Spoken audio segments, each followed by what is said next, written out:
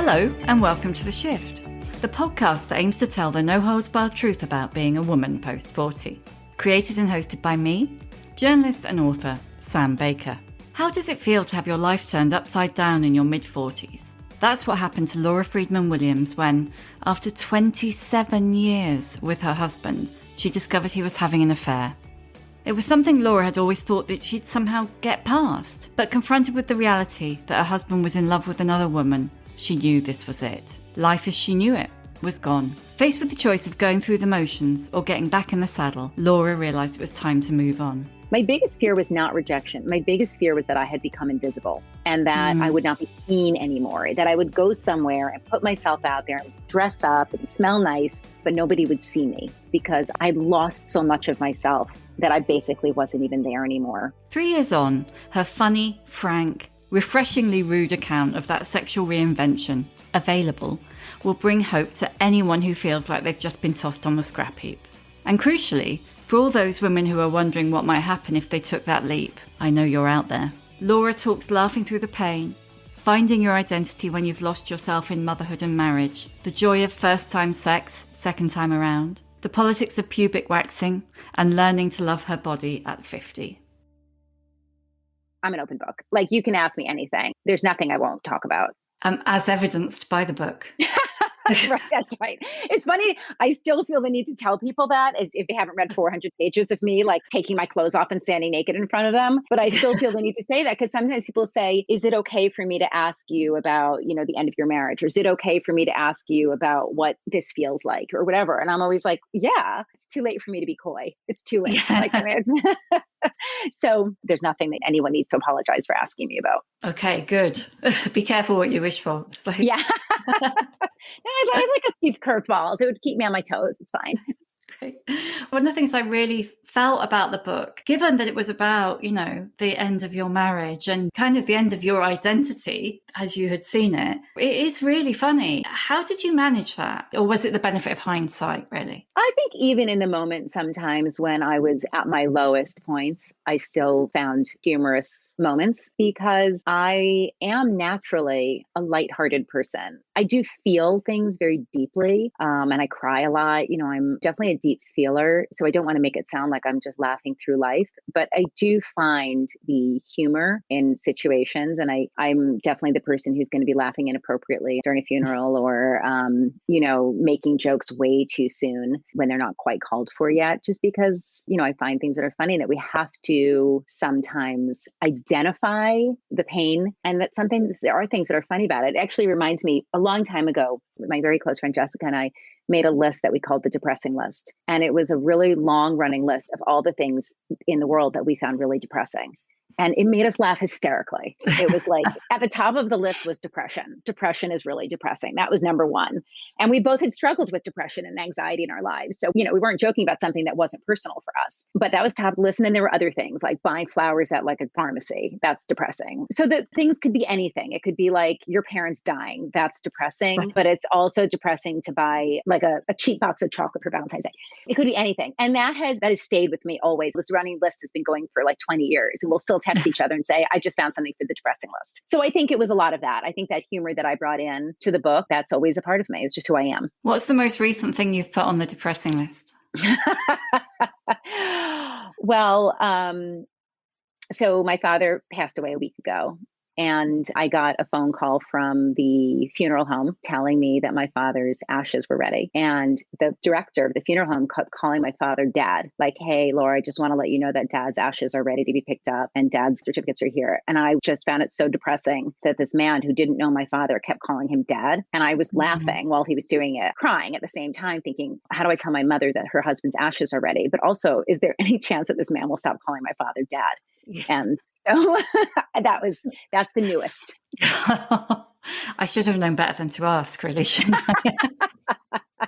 No, listen, that list is priceless. I mean, someday we joke all the time, Jessica and I, that someday that list is going to be a book. Would be a good follow-up, in fact. So let's just go straight in there. And if you don't mind telling us about how your marriage ended 3 years ago. Was it 3 years ago? It was. 3 years ago, February. So I'd been with my husband since we were 20 and we were 47. We'd had 3 children. and things were not right between us. I had a very unsettling feeling that things were not right, and I couldn't identify it. It was a terrible feeling. I think when people talk about gaslighting, it was something I had never really understood. And I came to understand because I kept asking him, why do you seem so upset with me all the time? Why are you so angry? And he would say, it's work. It's not you. Don't worry about it. And I'd say, well, then I'm worried about what's happening at work. I don't want to bother you with it. I don't want you to stress about it. And it kept going. And sometimes he would get really angry at me and say, like, it's you. You're just such a nag. You're so hard to live with. And we had been really happily married. He was a very adoring husband. To be honest, my friends and I used to joke that he always seemed to adore me more than I did him. And so I felt very secure. I felt very safe and secure in my marriage, that he loved me so much, that he loved me probably more than I even loved him. But eventually it got so bad between us. It was over a period of weeks, not months, but really weeks of feeling this unsettled, that I thought, if he's not going to tell me, I have no choice. I have to go into his phone. There's something I don't know.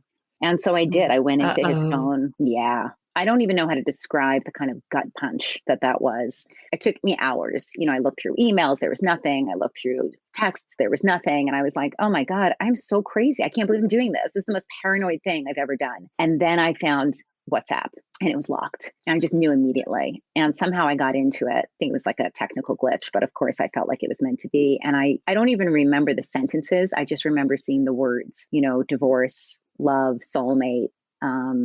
I don't know how to tell my wife, I love you. We can't keep this secret any longer. And it was like, I don't know, it was like passing into another dimension. Like the life you knew is gone, completely turned off. Like it's dead. I always call it like a beheading. Like there's no coming back from it. You can't get back there. And I knew that. And it was terrifying. It was sickening. It was the most horrible feeling I've ever had in my life, of like, nothing is what you think it is. And nothing is going to be as you thought it would be. What you had is gone. I didn't know that my marriage was going to be over. I thought there was a chance that we would rebuild it. But I knew that the life we had, the relationship we had, the person who I thought I was and who he thought, that part, I knew that was over. Wow. And where did you go from there? Because I think I remember reading in the book that you said that you had kind of thought that maybe an affair was something that you could come back from. I did. I actually always had. And I remember being very young, even before we had children, and getting together with other couples that we were friends with and talking about, what if this happened to you? What could you tolerate? It was just so like cute and naive now when I look back on it, to think what my 25-year-old self would think would happen when I had 3 children and found out that my husband was in love with another woman. And I thought, for me, sex is sex. Like if my husband had felt the need to seek it out somewhere and it was a one night stand, he traveled a lot and there were no emotional connections, I really truly don't believe that would have been a deal breaker for me. And I don't know, because I wasn't in that position.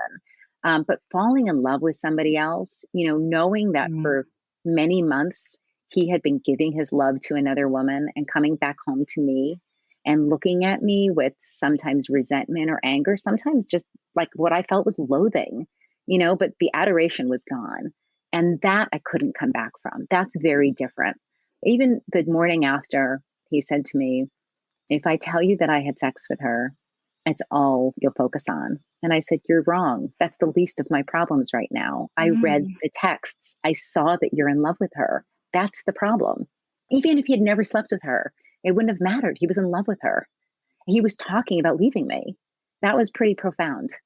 Yeah, it's really interesting, isn't it? Because after, a long commitment, boundaries move and change, but that emotional betrayal it's a big one. I didn't see it coming. It was like a train had just plowed into me. And it took me, when I think back, it makes me sick to even think about. And we've come so far. My husband and I are we're really good friends again. My family is pretty whole again. We're not together, but we've found a way to be a family with, different addresses, and we're still really united. But those first months and the first days, it was like, I wished he had died. I just wished he had died. I just thought if he was dead, then at least I would have been able to continue with the illusion that we had been this happy family and that he and I had been a happy couple. I felt so like the betrayal. It's so intense to think that you're seeing the world one way. You're married for so many years. It's like you're attached, right? You're like attached at the hip. And then somebody just slices it off and you're expected to go on and to continue mothering your children and sending them to school and packing school lunches. I mean, it all seems so irrelevant.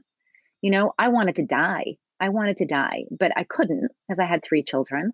And then my alternative was that he should die, Yeah. and that, That sounds better to me. and I thought, look, I get insurance money. I don't have to figure out all this visitation, and my kids can just have this whole image. Like their father didn't have to just fall from their pedestal. They get to keep this vision of him as the idol that he always was for them. But unfortunately, we were both very healthy and alive. So we had to just wait through it. How old were your kids at this point? So my eldest daughter was 17 and a senior in high school, which was very unfortunate because she was a few months away from graduating and prom. And so there was already a lot happening for her emotionally. She and I were very close. So there was a lot happening emotionally for her in terms of separating from us and going off to college. My son was 14, and then my youngest was 6.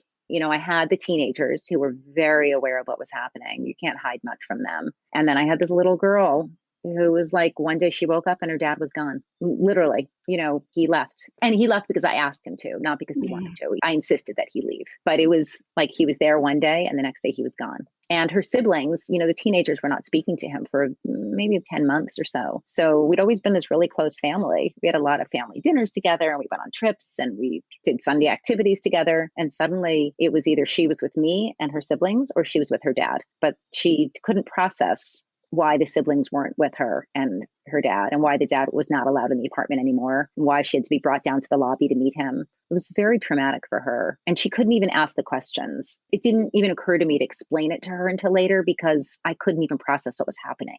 And how is she now? She's fantastic. I mean, she's such a bundle of joy. She was sort of our late in life baby, and her siblings are much older than her. And the beginning was so painful for her. In the beginning, I'd said to her, we just need a little time to figure out what's going to happen. And she woke up one morning and said, is 3 weeks or 6 weeks? Is this a long time? And I said, I guess it depends on what you're talking about. And she goes, can you and dad figure this out yet? Can he come home? And it was so painful. It was also painful. But the flip side of that is that he has poured time and love into her, and she spends a lot of time with him, and they have a really beautiful relationship. It's much stronger than what he had with our eldest child. And he's building that too. Without me there to hold his hand and guide him and teach him every day how to be a father, he's figured it out on his own. And it has created these really beautiful relationships with his children, which really helped me to forgive him fully because he's a good dad.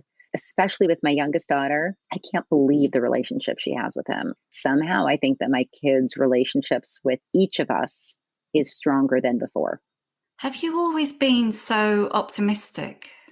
I think so. I think I was always a very optimistic person. I think I went through a lot of trauma in my early life, with my father dying and my stepfather adopting us. And it was hard for us. He came into the marriage with children, and my mom had children, and they had another child. My mom had been through so much trauma in her life. So there was a sadness and difficulties in my family from the time I was a very young child. And I think I just tried really hard to always look at the bright side. I was very intent on looking at silver linings. I was always finding silver linings out of everything. And I remember once my daughter, was probably after my husband and I split up, and I was like, well, the silver lining is, I don't even know, you'll have another bedroom, or this, whatever the silver lining was. And she was finally like, you know what, Mom, it's so annoying, your silver linings, because sometimes I want to just feel bad. I don't want to talk about the silver lining. I want to talk about the dark cloud, and you can't let me see it. It's like, you can't just sit there on the dark cloud. You're always looking for the way out. And it really hit me like, wow, you do not know how to sit with pain and not always find the sunshine. And I learned how to do it. And it's hard. Sitting with pain is hard. But I have to say, I actually had no choice when my marriage ended because I was so decimated. I was grieving as if he had died. I had no choice but to sit with the pain, but I've learned to do it even now. There are times where I just feel really down, and I've learned to sit with it and not try to talk myself out of it. That said, I'm still me. So that means that even when I'm having those dark days, I'll look at the weather to see when the next blue sky sunny day is coming. Yeah. And I sort of think that's the end of it for you. That day, you'll put some clothes on, you'll go for a long walk, you'll go to your favorite bakery and buy some bread that you'll pretend is for the kids, but you'll eat all by yourself. And there will be an end to this. So you give yourself 24, 48 hours to wallow. And then it's going to be time to get back out there again. So I don't know where that optimism comes from. A lot of it, I think, some of it's from my mom, and some of it is just always been who I've been. It's coming through now with you. You're like saying really glum things with a great big smile on your face. And there's this kind of thing going on all the way through the book where you're talking about things that could be embarrassing or horrifying or upsetting, and you're constantly able to leaven them, which is, it's a real skill, actually. How did you get to a point where you started to look outwards? I've spent so much time thinking about this because it was such a seismic shift. So for months, I'd really just been getting by. I was surviving. It was not living. I wouldn't call it living. I was just making do, right? It was like one foot in front of the other. I was coaching myself every morning how to get out of bed, how to talk to my children, the dinners I was cooking for them. Like I knew they needed to be fed, but I couldn't even think straight. I'm a very big cook and I'm a very nutritious cook and I always make homemade meals. And one day a girlfriend came over and there was like nothing to eat but a huge box of Lucky Charms. I don't know if that's a cereal in the UK, but it's like basically a junky cereal with marshmallow surprises, which I love. And she was like, I'm speechless. I can't believe this is you.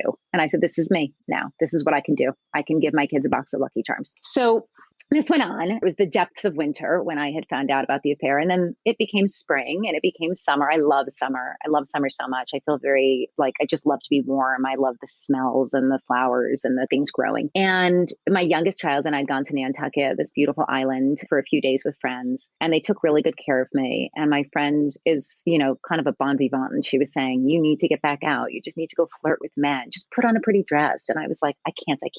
I'm a shell. I'm a shell of myself.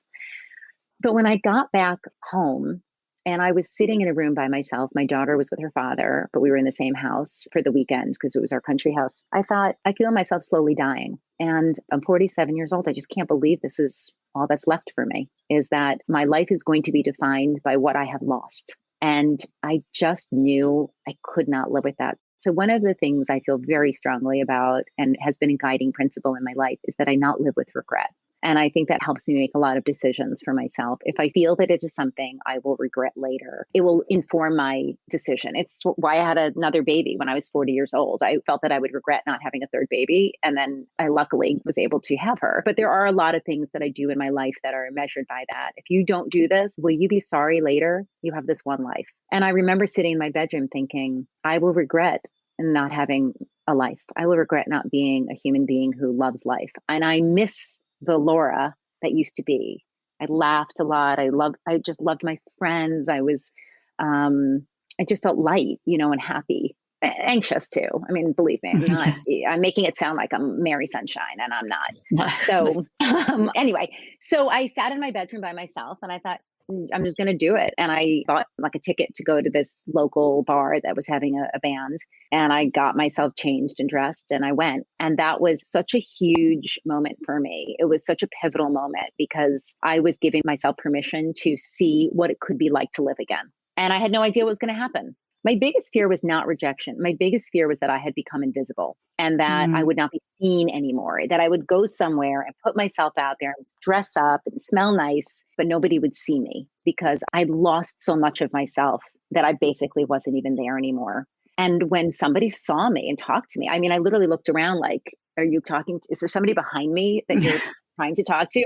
I couldn't believe this man was talking to me. And then I went back to his hotel and slept with him. And it was like, he woke me up. I mean, I talk about feeling sort of like I'm Sleeping Beauty and that I got that kiss that woke me up from a 100-year slumber. I felt very alive.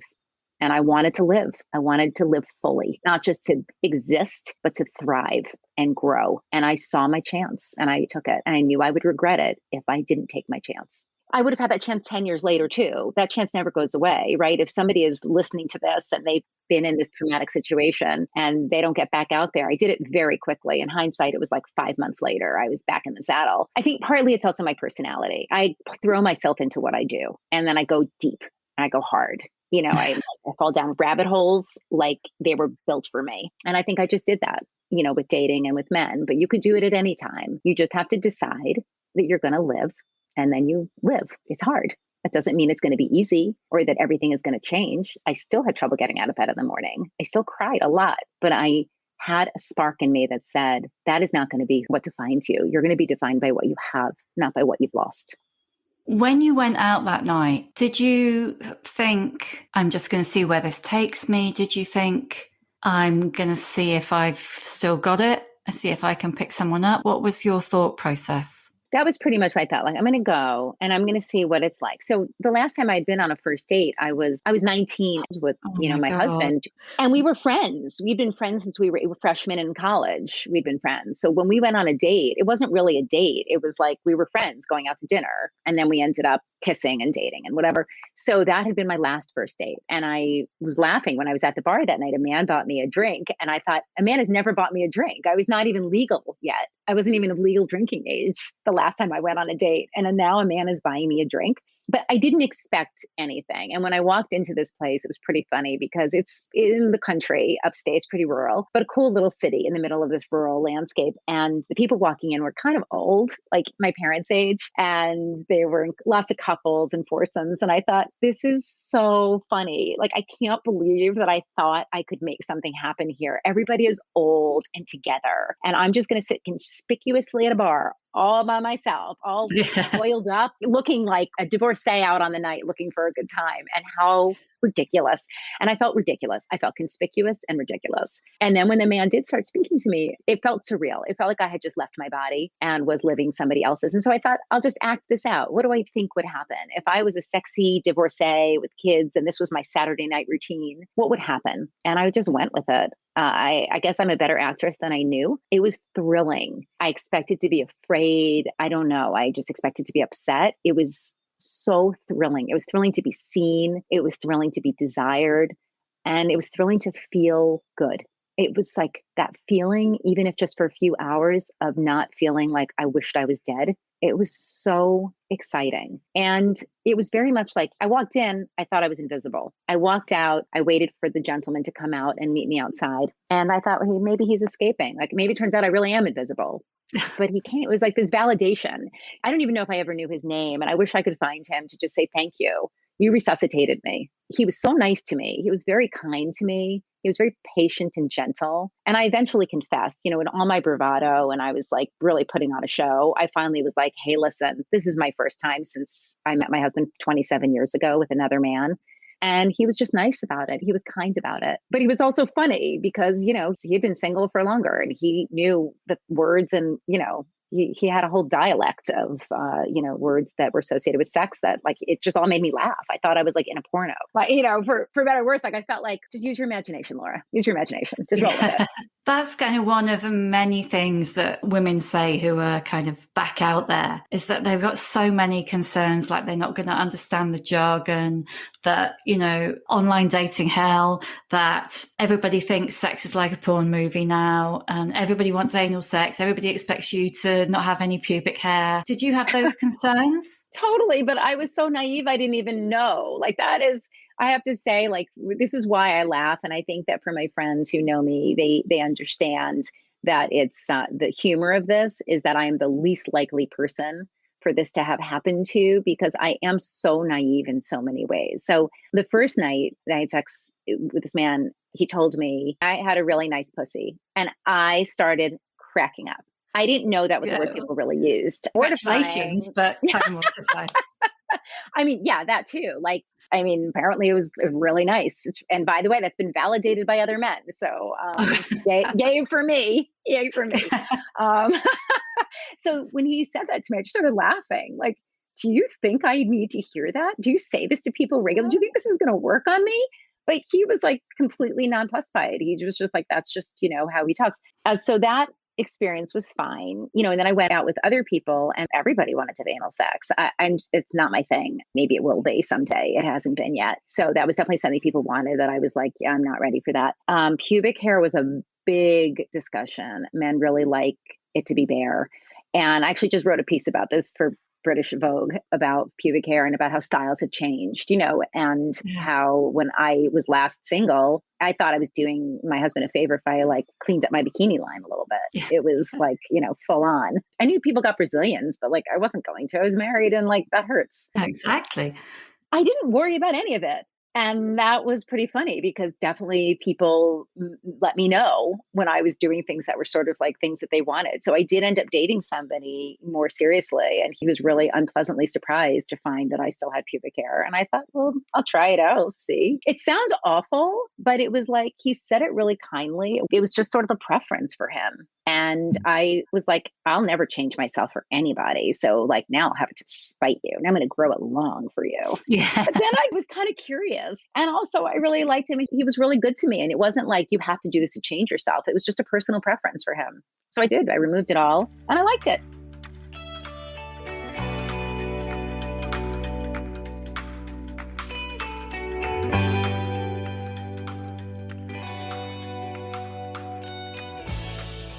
Did you find a difference in terms of the guys' ages or?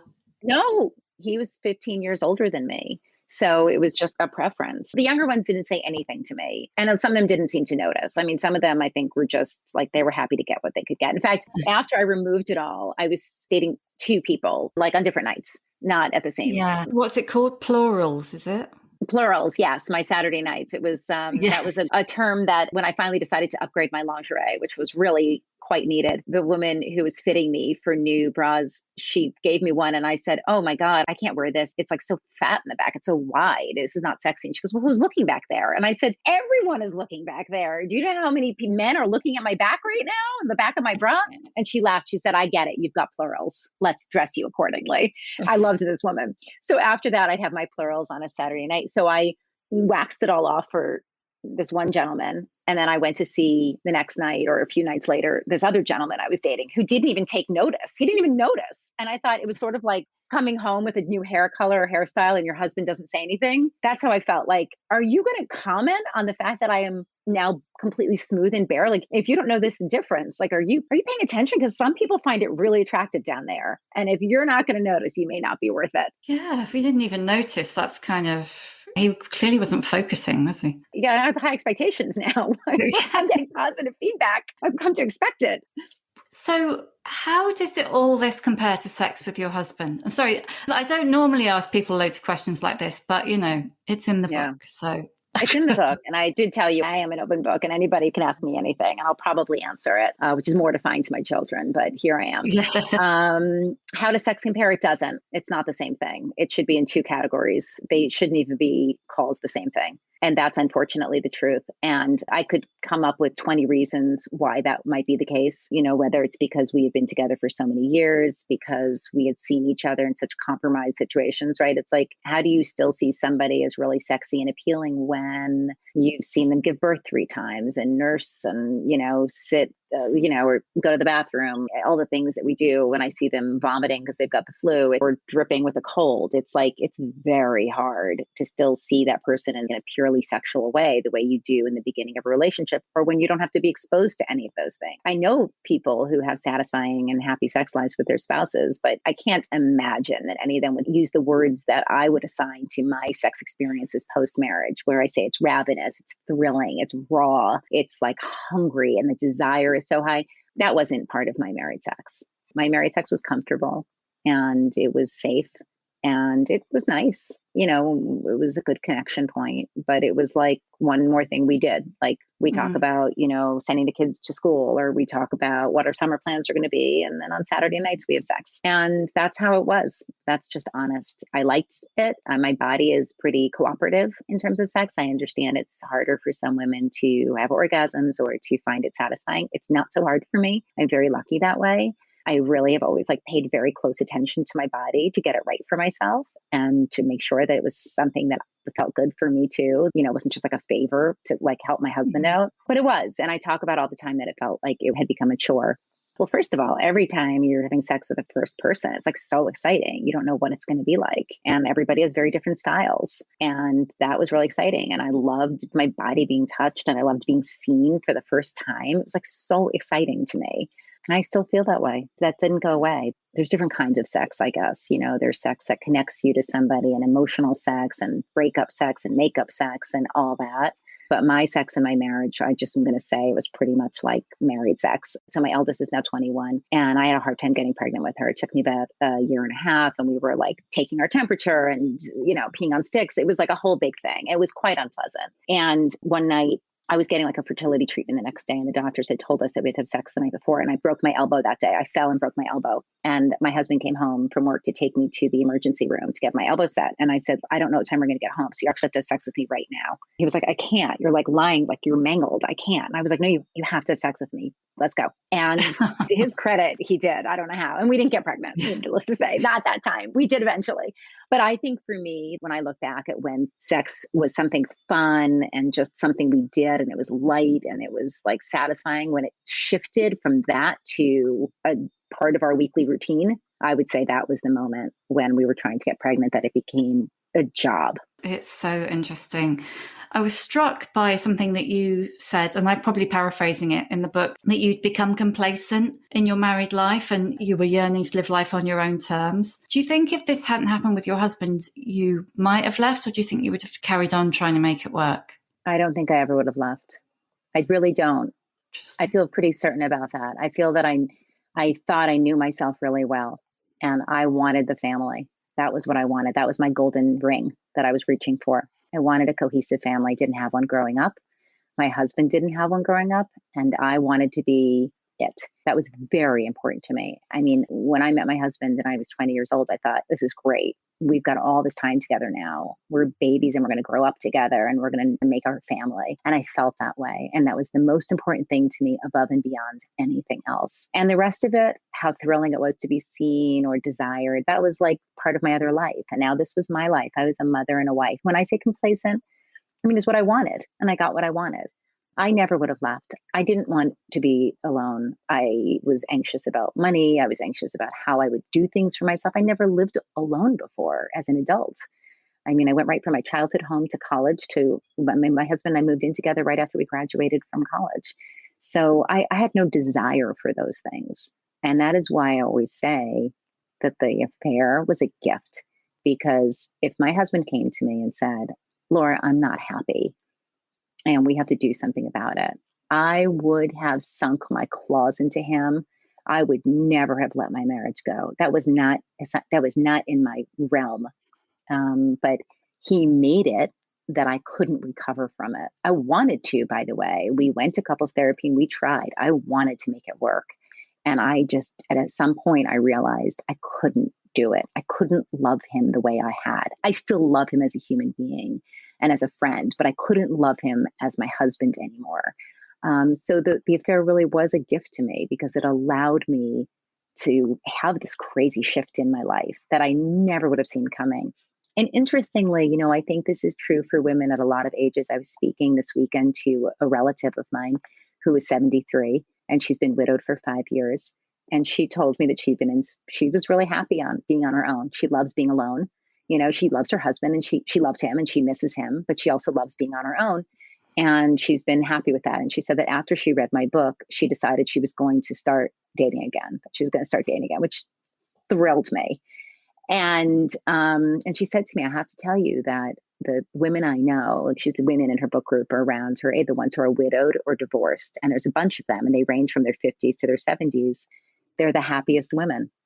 And I promise, I'm careful when I say this. I don't want to indict, marriage as a collective. And a lot of people are really happily married and, and they want to be with their spouses forever. And so it wasn't, I lost myself in my marriage.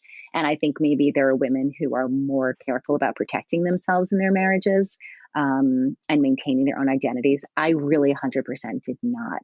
So it's also possible that if I had maintained more of a sense of myself apart from my husband and my children, that I could have been happier. And so that could exist for a lot of women. But I think there are a lot of other women in my shoes who lose themselves. And when they find themselves alone, it's devastating and terrifying. And then they find themselves and they love themselves. And it turns out to be a beautiful, life-affirming gift. And that's what it was for me. Yeah, it's absolutely fascinating because I have spoken to many women who have reached, older than you, probably into their 50s or certainly 50, and they have, whether it's age or life stage or, whether it's connected to children leaving, all manner of different things, but they have turned around and kind of gone, what? Yeah. Almost like, 25, 30 years into marriage, kind of like a wake up, but without the hideous wake up that you Right. had. And like you say, that's not to say that any of those other things are wrong. It's just to say it does seem to happen quite a lot. Why do you think it is that kind of a roundabout? How old are you now? 49? I'm 50. I turned 50 in September. Well, I don't want to say looking good on it because somebody will message me and say, but you do look pretty Thank great. you. And I'm not Thank you. surprised you don't have Thank any trouble you. pulling men in bars, to be quite honest. Thank you. I mean, it's funny. I talk about this a little bit in the book about the way that we view ourselves. I definitely always wished that my skin was less freckly. I had like terrible skin as a teenager. My hair is super frizzy and curly. I always wished it was smooth. I'm short.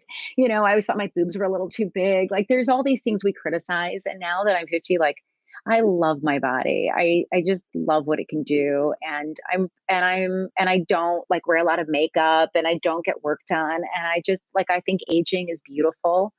I like my little lines, I like my laugh wrinkles and I like them because I am 50. I'm not 20 anymore. I don't want to look like I'm 20. I love being 50, and owning it. I feel like very powerful. So we have a joke in my family. My son and I, he's 18, he and I are both very confident. And we have this way, we're always joking around that people like are very nice to us because they're in love with us. And so I'll say like, oh, the handyman came to, fix whatever. And then he ended up fixing 18 other things because I think he's a little bit in love with me. And my son does the same thing. And we're like kind of joking, but kind of serious. And my daughter, my 21-year-old is not like that at all. She's pretty sure everyone hates her. And she goes, where do you get this ridiculous confidence from, you two? And how do I get some of it? And I said, it's kind of a joke.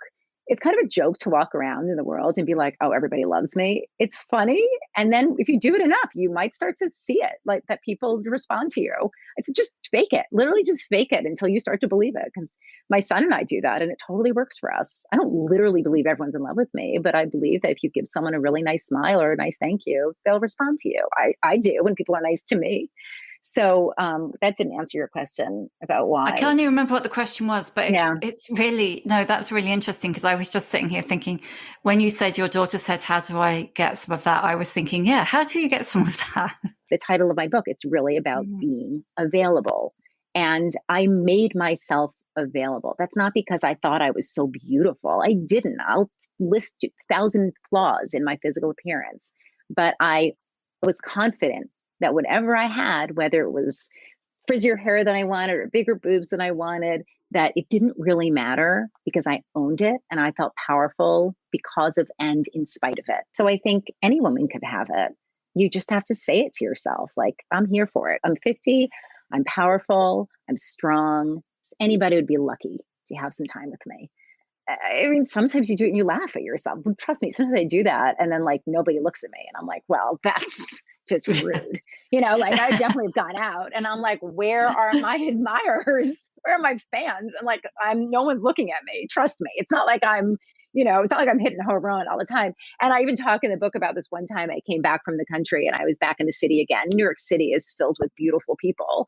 And I'm looking around thinking, God, I was doing great up there. There's like, I really did not have much competition up there, but now I'm back. Everybody here is drop dead gorgeous and well styled. And I can't hold a candle to these women. And I don't know what I was thinking, but I reorganized my thoughts and I realized like, you still got it, whatever it is, for people who are listening, whether it's a twinkle in your eye or a special smile, or as my friend Lauren always says, the way I shrug my shoulder, we all have it. We just have to own it and let it shine. I really think we all have it in us. Is it all tied towards the end of your marriage or are there other factors, do you think?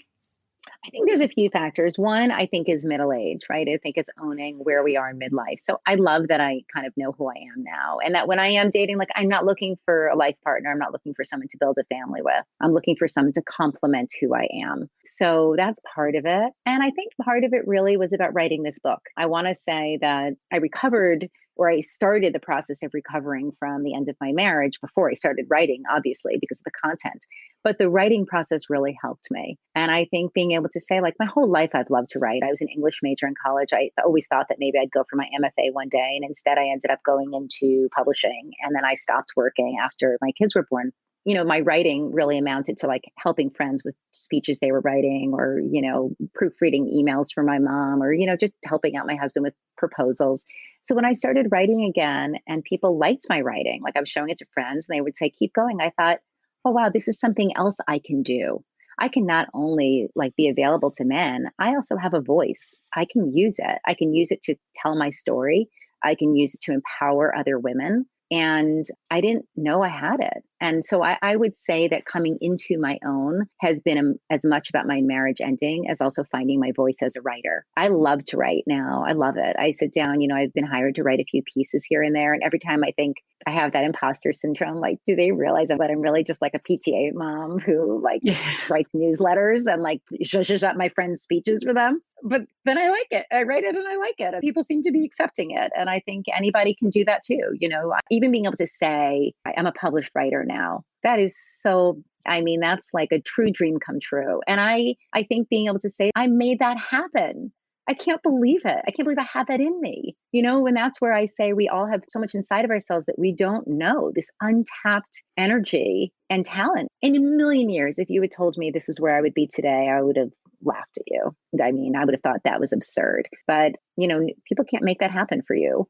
All of this, I did it. That's pretty empowering. And I don't want to sound egotistical because I did it with a team. I have a lot of really good friends. I have a good family. I have the support of my ex-husband. So I don't want to make it sound like I'm a one-woman show. I am not. But at the end of the day, you really only have the voice in your head and the things you tell yourself. And you only have yourself. The person I thought I was going to rely on for the rest of my life turned out not to be reliable, and had to understand that to survive and thrive, it was going to have to be found inside of me. Nobody is going to get you out of bed in the morning when you're depressed. Nobody is going to mother your children when they are grieving in the way that you want to. Nobody is going to tell you it is okay to go and have sex with a stranger. You are the only person that can do that for yourself. So you may have the best team in the world, but it's the power you find inside of yourself that will propel you forward. That's all you really have. We can't know another person. Sometimes we don't know ourselves, right? I think in many ways, I really didn't even know myself. So how can I ever think I really can understand another human being? That's brilliant. I'm going to ask you the questions that I always ask. What's your emotional age?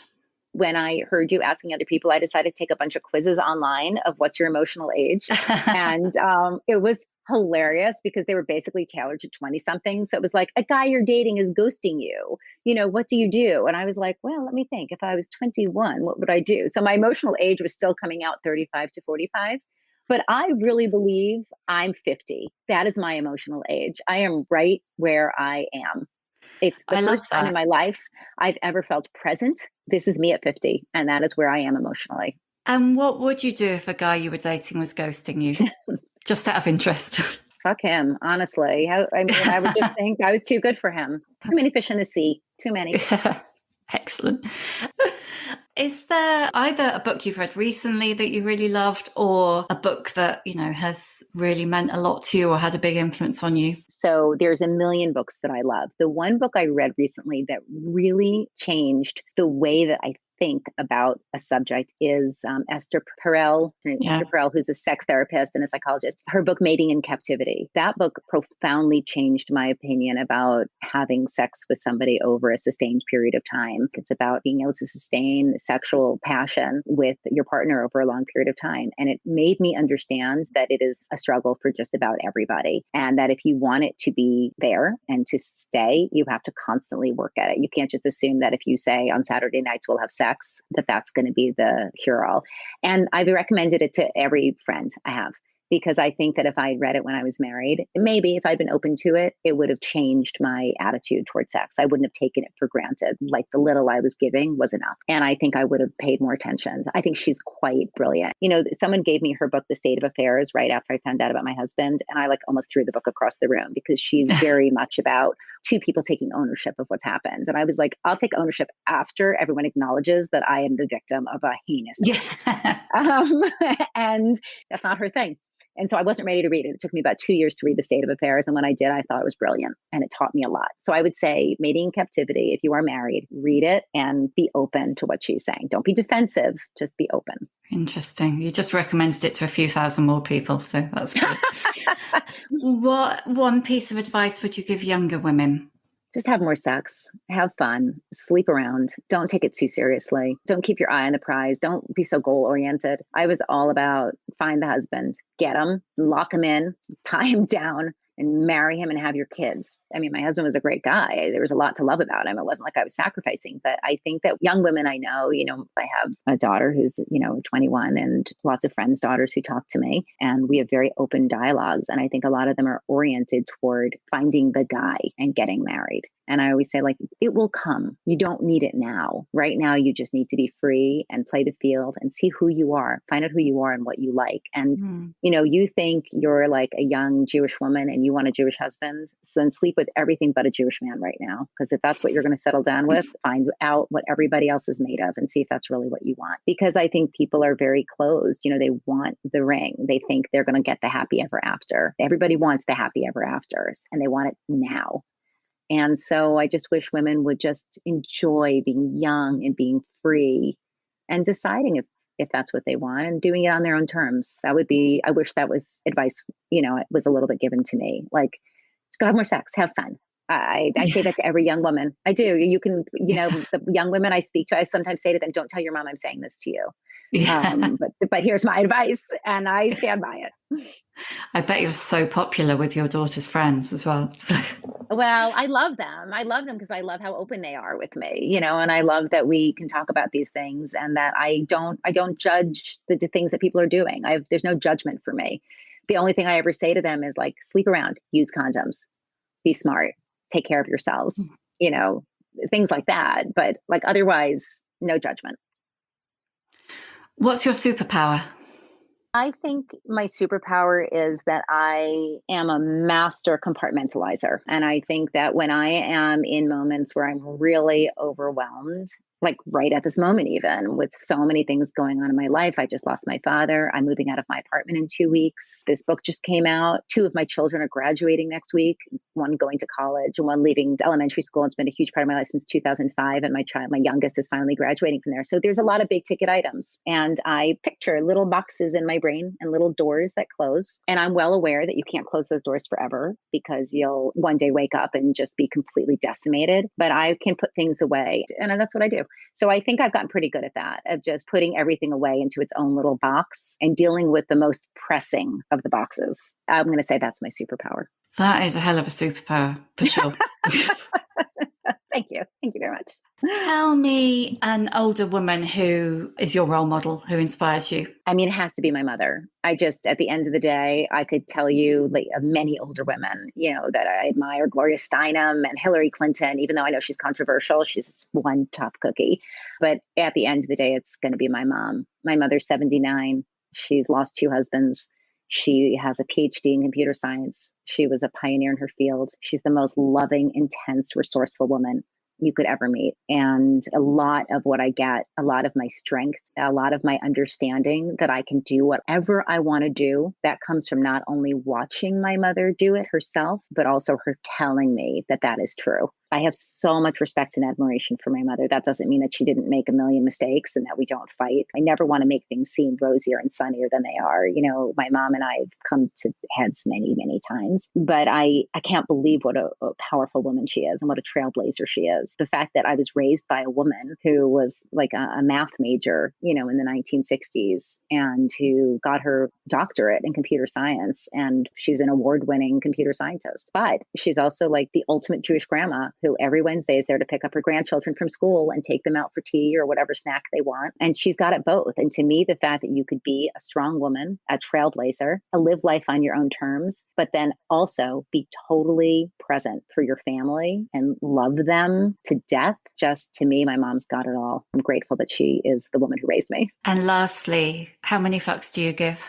So many more than I wish and so many less than I used to. I'm learning. I really care. I've always really cared about what people think of me and how people perceive me. And then I wrote this book, right, in which I'm basically like running down the street naked. If I cared as much as I used to care, I would be buried under the covers right now and I would never emerge again, right? Like, how could I show my face? I give a lot of fucks when it comes to my kids still. and about what matters to them. But even that, I don't want to say care less about, but just to say, guess what? If I'm not hurting you, you're going to have to live with the embarrassment, and I'm not going to keep apologizing for it. And I'd say I'm definitely like shrugging my shoulders now and just saying, like, you know what, this is who I am. And you can take me or leave me, unless you're my children, which you can't leave me. And I'll do my best to work through it with you. But otherwise, this is who I am. I'm not for everybody, and I don't have to be.